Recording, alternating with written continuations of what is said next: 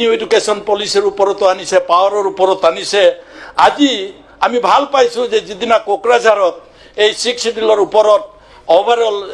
6 শিডিউলৰ ডেভেলপমেণ্টৰ কথা আলোচনা কৰিবলৈ আমি ওলাইছোঁ, সেই সময়ত কোকৰাঝাৰত এই BTCৰ এই সভাকক্ষত আজি এছেম্বলিত আজি আমি এইটো ডিছকাশ্যন কৰিবলৈ পাৰিছোঁ। গতিকে মই কথাটো ক'ব বিচাৰিছোঁ যে ডিছক্ৰিমিনেশ্যনটো আছিল কাৰণেই কিছুমান চুক্তি হৈছে। অধ্যক্ষ মহোদয়, মোৰ বক্তব্যৰ বিষয়টো বেলেগ। আজি ডিমা হাছাওত চুক্তি হৈছে, কেইবাখনো চুক্তি হৈছে ডিমা হাছাও কেইবাটাও গ্ৰুপৰ লগত। কাৰ্বি আংলঙত দীঘলীয়া দিন তাতে কেইবাখনো চুক্তি হৈছে কাৰ্বি আংলঙৰ। আজি BTCটো মোৰ সতীৰ্থই কৈছে, আমাৰ সতীৰ্থ বিধায়ক এগৰাকীয়ে ক'লে আজি এই হাউচৰ যে 3খন চুক্তি BTCটো ইতিমধ্যে ভাৰত চৰকাৰৰ লগত, যদিও এখন অসম চৰকাৰৰ লগত 99% ৰিলেটেড 3খন চুক্তি হৈছে। তাৰপিছতো এই অঞ্চলৰ ডেভেলপমেণ্টৰ ওপৰত আমি আলোচনা কৰিবলগীয়া হৈছে। কাৰণটো কি? কাৰণটো হৈছে এইটোৱেই, চুক্তি মতে যিবিলাক দফা তাত থাকে সেইবিলাক পালন কৰা নাই। মই একেবাৰে সৰু কথা এটা কৈছোঁ উপাধ্যক্ষ মহোদয়, আজি যিসকল স্বাক্ষৰকাৰী আছিল, আমাৰ ইয়াত NDFB এটা স্বাক্ষৰকাৰী আছিল, তেওঁলোকৰ যিটো ৰিহেবিলিটেশ্যন, তেওঁলোকে 100% ৰিহেবিলিটেশ্যন হৈছে বুলি ভবা নাই। কিছুমানৰ হৈছে, কিছুমানৰ হোৱা নাই। ইতিমধ্যে অসমৰ ক্ষেত্ৰতো তেনেকুৱা ধৰণৰ কথাবিলাক অন্য অঞ্চলতো তেনেকুৱা ধৰণৰ কথাবোৰ আছে। গতিকে মই চুক্তিকেইখন আখৰে আখৰে যদি ৰূপায়ণ কৰে, যে চুক্তিত অসম চৰকাৰৰ স্বাক্ষৰ আছে,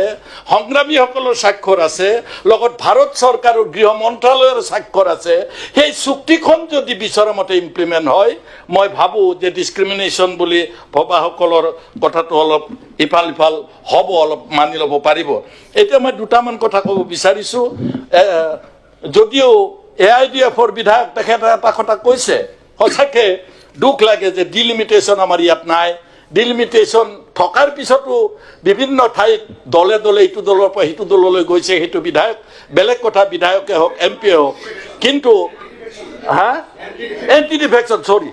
ডিফেকশ্যন আজি আমাৰ যিকেইটা 6 শিডিউল আছে তাতো এণ্টি ডিফেকশ্যনৰ প্ৰয়োজন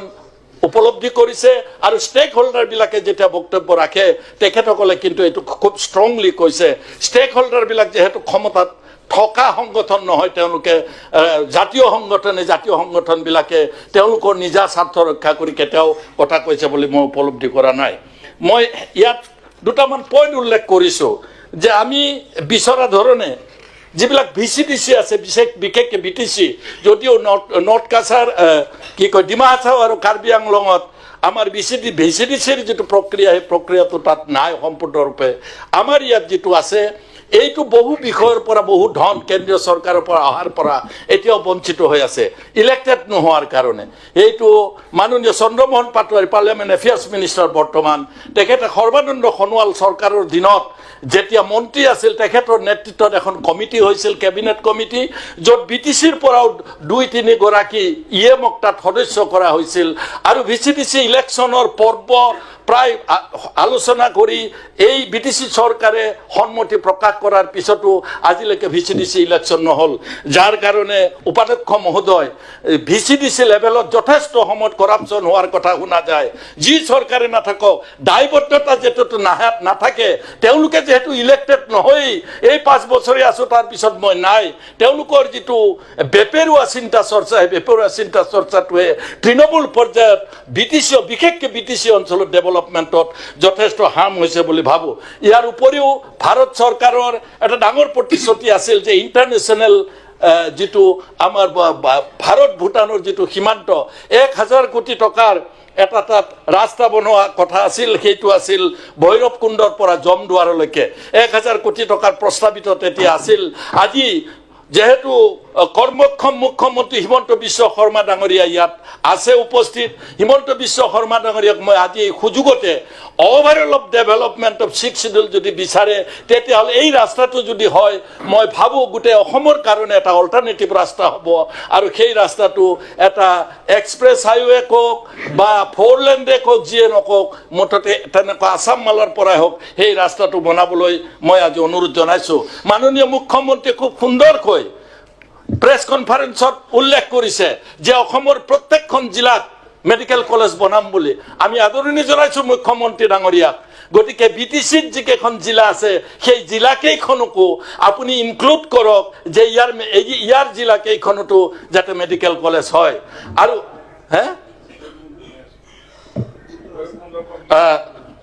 এইটো হৈছে জমদুৱাৰ মানে ভৈৰৱকুণ্ডৰ পৰা জমদুৱাৰ ইণ্টাৰনেশ্যনেল যিটো অসম ভাৰত পাৰ্টত হ'ব এই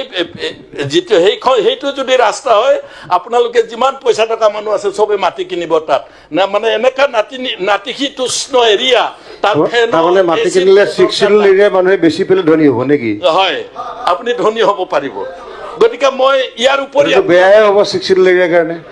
ইয়াৰ উপৰি মই আপোনাক এটা কথা ক'ব বিচাৰিছোঁ উপাধ্যক্ষ মহোদয় মই এটা কথা ক'ব বিচাৰিছোঁ গাঁও সোমোৱা আৰু ওলোৱা এখন কমিশ্যন বনাই দিছিল বিটিআৰৰ অধীনত এই বিটিআৰৰ অধীনত যিখন চুক্তি হৈছিল বিটিআৰ চুক্তি সেই বিটিআৰ চুক্তিৰ জৰিয়তে যিখিনি কেন্দ্ৰীয় চৰকাৰ ৰাজ্য চৰকাৰ আৰু সংগ্ৰামীসকলৰ মাজত চুক্তি হৈছিল সেইখিনি ইমিডিয়েটলি যদি ইমপ্লিমেণ্ট হয় মানে মেক্সিমাম বিষয় ইমপ্লিমেণ্ট হোৱা নাই যিবিলাক অভাৰঅল ডেভেলপমেণ্টত লাগে উপাধ্যক্ষ মহোদয় আপোনালোকে চুক্তিখন মোৰ হাতত আছে এটা এটাকৈ গাই দিবলৈ আপুনি সময় নিদিব হঠতে আপুনি কম সময় উপাধ্যক্ষ বুলি নাম আছে আজি অলপ আগতে কলেজ চৰকাৰীকৰণ সম্পৰ্কে বক্তব্য ৰখা হৈছে কলেজ চৰকাৰীকৰণৰ মাননীয় মুখ্যমন্ত্ৰী ডাঙৰীয়া বিটিচি চৰকাৰে যেহেতু এইটো বিটিচি ছাবজেক্ট হৈছে এইটো চৰকাৰীকৰণ কৰিব পাৰে মই মাত্ৰ 3 দিন আগতে আৰটিআইৰ এখন মই কাগজ পালোঁ আৰু মোবাইলতো পালোঁ টিভিটো পালোঁ যে 10খন কলেজ চৰকাৰীকৰণ কৰা বুলি কৈছিলে সেই 10খন চৰকাৰীকৰণ কলেজৰ কোনো আত্তা পাতা নাই এই যদি তেওঁলোকে চৰকাৰীকৰণ কৰিছিল ৰাজ্য চৰকাৰৰ লগত যোগাযোগ কৰি ইমিডিয়েটলি হ'ব লাগে 26খন কলেজৰ ভিতৰত আৰু নতুনকৈ 10খন কলেজ লোৱা বুলি কৈছে তাৰমানে 6খন বাকী থাকিব 20খন হ'ব যদি সেইটো হয় তেতিয়া বিটিচিৰ কাৰণে এডুকেশ্যন ডিপাৰ্টমেণ্টত এটা মাইলৰ ক্ষতি হ'ব 20খন কলেজ হওক কিন্তু আৰটিআইত পোৱা মতে যদি এই কলেজবিলাক মাত্ৰ নাম মাত্ৰ লৈ থৈ দিলে 2-3 বছৰ তেনেকেই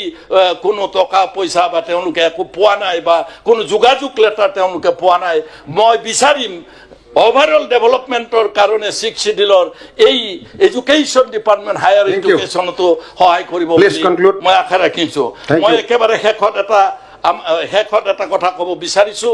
আমাৰ ইয়া বিটিসি অঞ্চলত যিবিলাক ফৰেষ্ট আছে আপোনালোকে জানে কাৰিগাঁৱৰ পৰা এইখিনি আহোতে যিবিলাক ফৰেষ্ট মানুহ থকা দেখিছিলে আজি কিছু বছৰ আগতে তাত মানুহ নাছিল 100% ফৰেষ্ট আছিল উপাধ্যক্ষ মহোদয় সেই ফৰেষ্ট বিলাক আজি নাই যিবিলাক ফৰেষ্ট আছে ফৰেষ্ট বিলাক মই বিচাৰিছো যি চৰকাৰে নাথাকক বিটিসি যাৰ দলৰে চৰকাৰ নাথাকক এই সাবজেক্টটো যদি আজি আসাম চৰকাৰৰ ফৰেষ্টৰ ওপৰত যেটো অধিকাৰ বিটিসি চৰকাৰৰো সেই অধিকাৰটো থকাটো উপাধ্যক্ষ মহোদয় মই বিচাৰিছো হয়তো শেষত আপুনি যেহেতু সময় দিব বিচাৰে নাই মই আকৌ একবাৰ কৈছো আমি ওভাৰঅল ডিসকাশন আমি ওভাৰঅল ডিসকাশনটো ওভাৰঅল ডেভেলপমেন্টৰ কাৰণে কৰিছো overall development মানে বিশেষকে বিটিসিৰ ক্ষেত্ৰত বিটিডি যিখন চুক্তি হৈছিল 2003 চনত আৰু বিটিআৰ চুক্তি এই দুখন আখৰে আখৰ পালন কৰিলে বিটিসিৰ সমস্যা যথেষ্ট কম হ'ব সেই একে ধৰণে ডিমা হাছাওৰো সমস্যা সমাধান হ'ব কাৰ্বি আংলঙৰো সমাধান হ'ব থ্যাংক ইউ উপাধ্যক্ষ মহোদয়